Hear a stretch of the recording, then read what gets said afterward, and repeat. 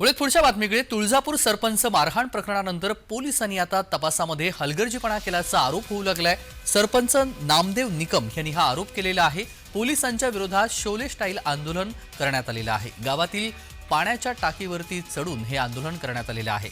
नामदेव निकम यांच्यावरती 2 दिवसापूर्वी हल्ला झाला, जीवघेणा हल्ला झालेला आहे आणि पोलीस या संपूर्ण तपासामध्ये हलगर्जीपणा करत आहेत असा आरोप स्वतः सरपंच नामदेव निकम यांनी केलाय।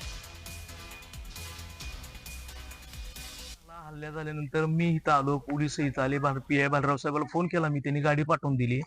आम्ही आलो इथं, डीएसपी साहेब आले, त्यांना आरोपी सारखं गाडीत बसवलं। आमचा अर्ज घेतला, अर्जाप्रमाणे फिर्याद घेतली नाही। शेवटी एसपी साहेबांना JSWच्या कंपन्यावर रात्री चर्चा केली, काय त्यांचं ठरलं देव जाणं। त्यांच्यावर चर्चा करून जर तुम्ही एखादी फिर्याद चुकीची दाखल करत असाल तर या शेतकऱ्यावर किती अन्याय आहे। संरक्षण आम्हाला जोपर्यंत मिळत नाही तोपर्यंत आम्ही आंदोलन चालू ठेवणार आणि ही सुरुवात आहे तालुक्यातल्या आंदोलनाची। अनेक आंदोलन 26 तारखेला तर खूप वेगळं आंदोलन आहे, याची दखल महाराष्ट्र सरकारने घ्यावी, मुख्यमंत्र्यांनी आम्हाला न्याय द्यावा एवढीच आमची विनंती।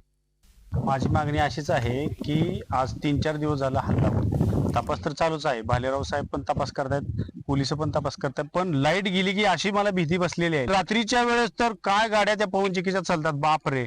चोराची गाडी आहे का, पोलिसांची गाडी आहे का, JSW कंपनीच्या गाड्या त्या का, पवनचक्कीच्या, काही कळायला तयार नाही। जर आम्हाला जर गुरुजाला काय कमी जास्त झालं तर सर्वस्व पोलीस प्रशासन जबाबदार राहील। फडणवीस साहेब, तुम्हाला कळकळीची विनंती आहे, सरपंचच का हल्ला होतो महाराष्ट्रात, सरपंचाने असं काय केलंय, अशी काय गुंडगिरी केली? फडणवीस साहेब, कळकळीची विनंती आहे, बघा, लक्ष द्या।